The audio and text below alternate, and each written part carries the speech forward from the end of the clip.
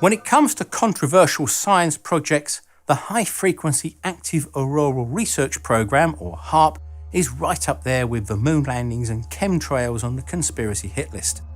But once you get past the wilder theories and claims, the basis of the science and its aims is no less intriguing. So just what is HAARP and why is it so controversial?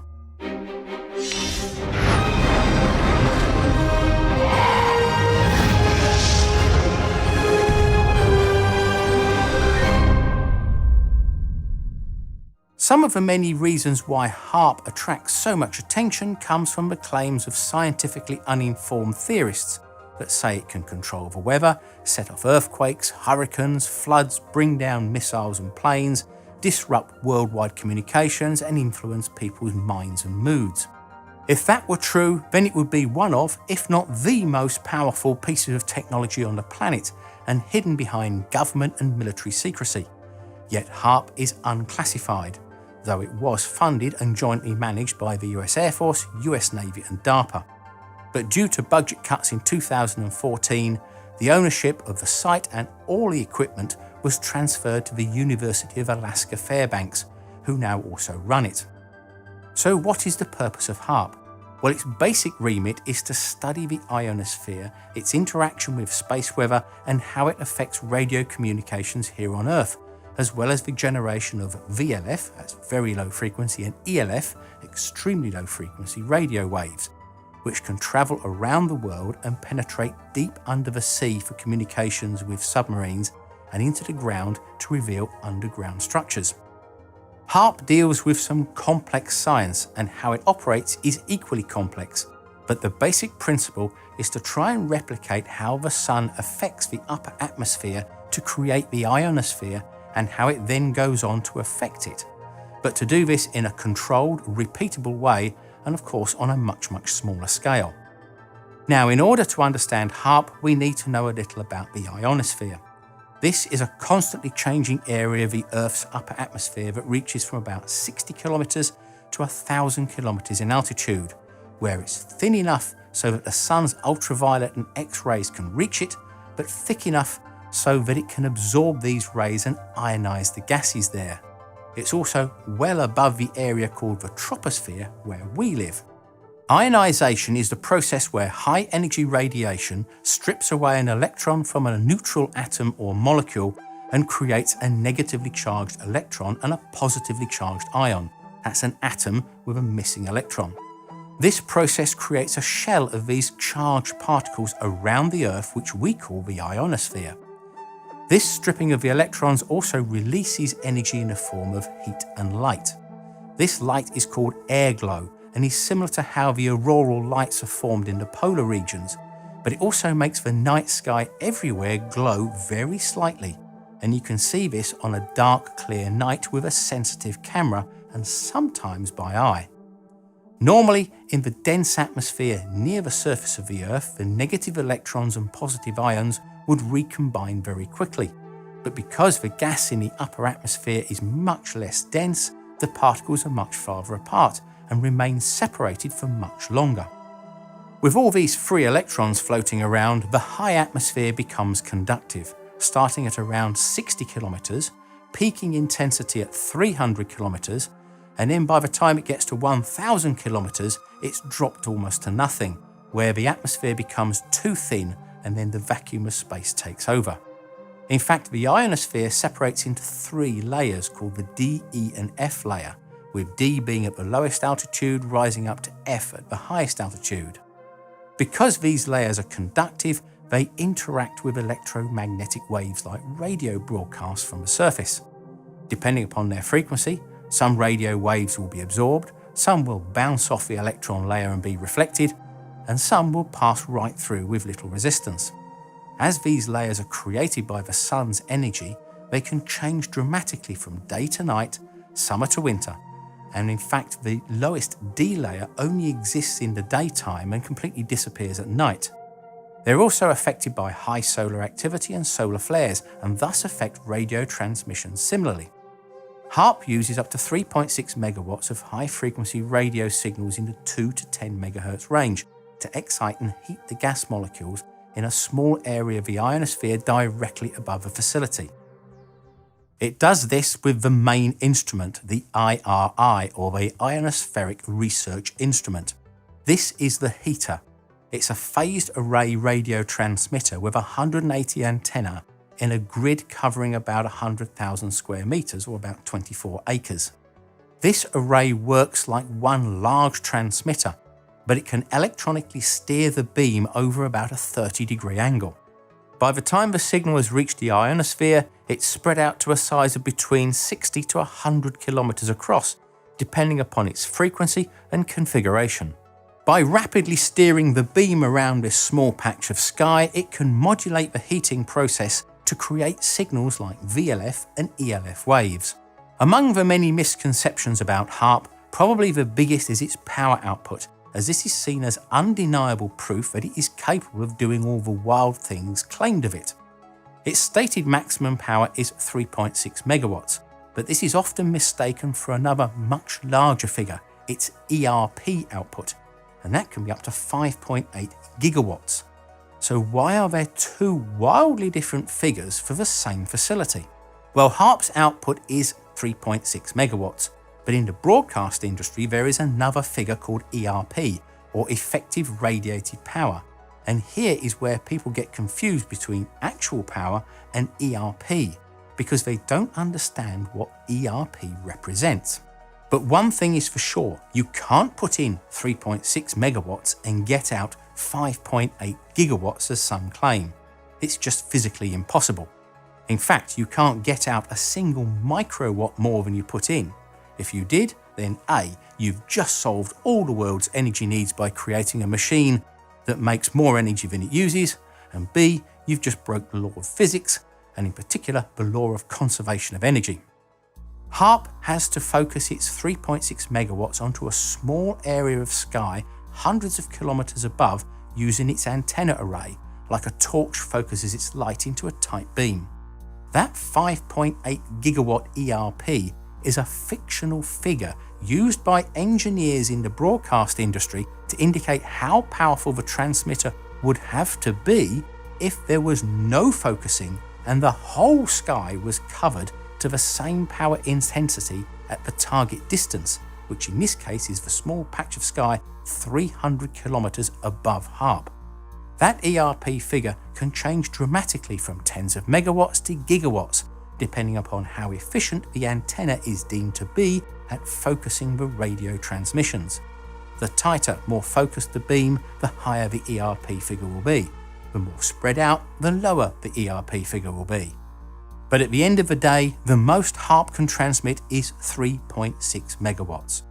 With the inefficiencies in the system, the divergence of the beam and the absorption of the atmosphere, by the time it gets to the ionosphere, it's down to 36 milliwatts, or 36 thousandths of a watt per square meter of sky in the target zone. The amount of energy from the sun falling on the same square meter of sky by comparison is 1,367 watts, about 37,000 times more energy than HAARP. As one scientist put it, it's like trying to heat the Yukon River with a domestic immersion heater. But in case you think I'm just making it all up, consider this. If that 5.8 gigawatts was real, where does the power come from? 5.8 gigawatts of electricity is far more than the whole of Alaska generates, and is enough to supply 4.6 million US households, assuming each house is using an average of 1.26 kilowatts, as stated by the US Energy Information Administration. That's the equivalent of New York, Los Angeles and Las Vegas combined. The biggest non-hydroelectric power station in the US is the Palo Verde nuclear plant in Arizona at 3.9 gigawatts, and that would still be short by nearly 2 gigawatts. So where is the massive power station near HAARP and the transmission infrastructure required to supply this fictional 5.8 gigawatts? It doesn't exist. In fact, HAARP's power actually comes from 5 2.5 megawatt diesel generators on the site. So if the power output is one of the biggest misconceptions about HAARP, the other comes from its history, and in particular, a patent filed by the physicist Bernard J. Eastlund. To find out why, you have to go back to an area of Alaska before HAARP was constructed and to the oil and gas company Atlantic Richfield, also known as ARCO, and Bernard Eastland. ARCO had the rights to the huge natural gas fields in Alaska's North Slope region, but they were far from their main customers and the cost of liquefying and transporting the gas was prohibitive. What they needed was a customer that would be nearby. Bernard Eastland was an MIT-trained physicist who'd worked at the US Atomic Energy Commission during the 1960s and 70s.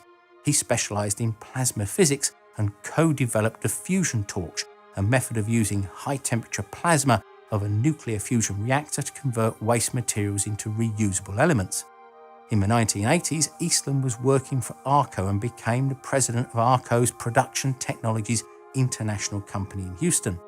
He suggested that ARCO could use the natural gas reserves to power a huge antenna complex to focus high-energy radio beams into the ionosphere.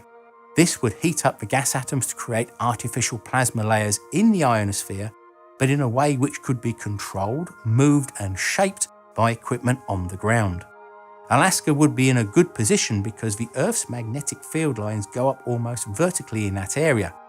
Each antenna would create a circularly polarized radio beam that would spin the particles around the magnetic field lines at the resonant frequency of the ions in the same way that a cyclotron works to accelerate particles.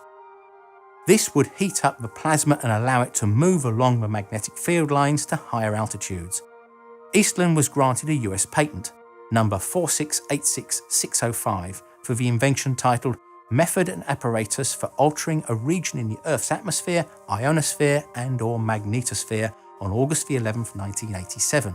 Now, whilst Eastland filed the patent, he did so whilst working for ARCO, and as such, ARCO owned the patent. Sometime afterwards, Eastland disassociated himself from it and ARCO and set up his own research company. Eastland's patent makes some very interesting, if not technical reading, and some extraordinary claims.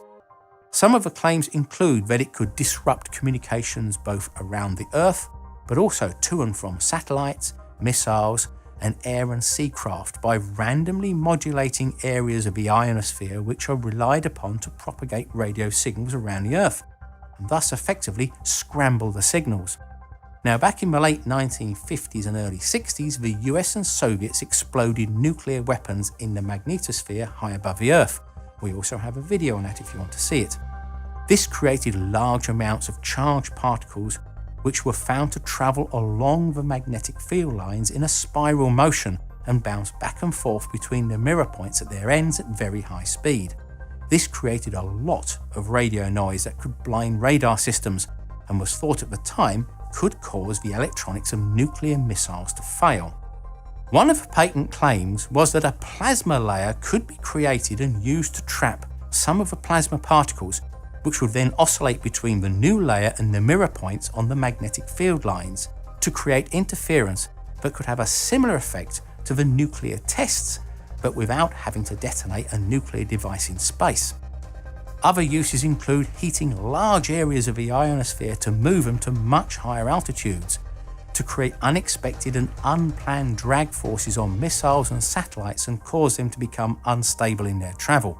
Also, weather modification, by affecting the upper atmospheric wind patterns by stacking of different shaped plumes of particles to create a lens effect, and then concentrating solar energy over an area or altering the course of a jet stream to move adverse weather like hurricanes or denying rain to drought-prone areas.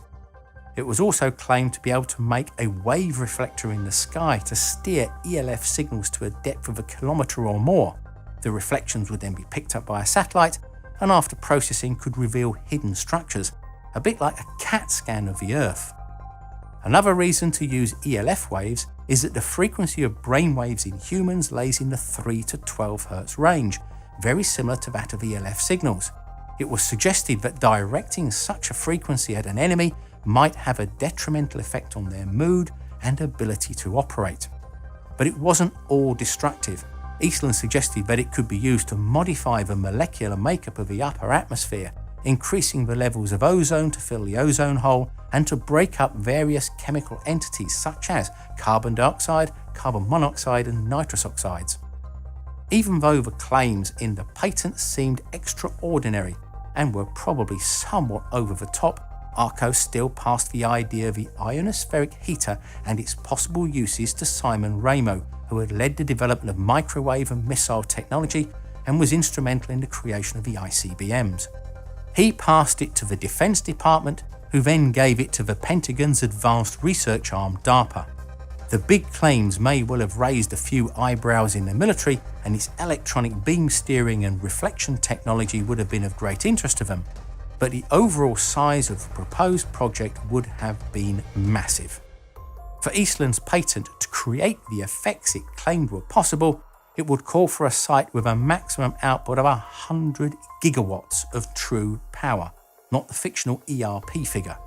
That's some 27,700 times more powerful than HAARP's 3.6 megawatts. If Eastland's design used the same 20 kilowatt antennas and layout dimensions as at HAARP, it would need 5 million antennas, which would take up an area measuring 51 kilometers by 51 kilometers, big enough to cover the city of Houston in Texas.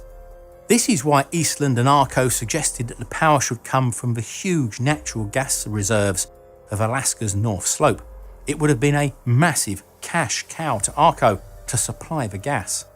To put this 100 gigawatt requirement into context, it's 9% of the United States' total electrical power capacity of 1,100 gigawatts.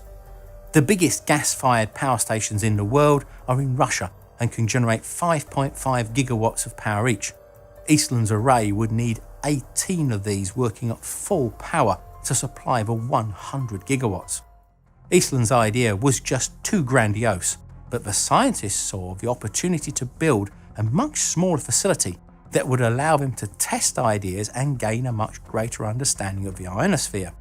So with the help of the Alaskan Senator Ted Stevens, $10 million of funding was provided and paid to ARCO to build a prototype HAARP research facility at a site of a US Air Force over-the-horizon radar which had been cancelled before completion at Gakona, Alaska. Because of the location of HAARP, it would be able to tap into the auroral electrojet, an electric current that circulates in the polar regions of the ionosphere. By modulating the auroral electrojet with an ELF wave, it would act like an incredibly long virtual antenna high in the sky to transmit these VLF and ELF signals, something that the US Navy were particularly interested in. So now we can see where we get this conflation of ideas between the HAARP research facility and Eastland's original patent, but the two are not the same. HAARP operates sporadically throughout the year for short periods of time and does not use microwaves to energize the atmospheric gases as some people think, so it's not like a giant microwave oven. Its operating frequency of 2 to 10 megahertz is 2,000 times lower than the 2.45 gigahertz used in a microwave oven. And you know when HAARP is working because you can hear its characteristic tones in the shortwave band up to many thousands of kilometers away.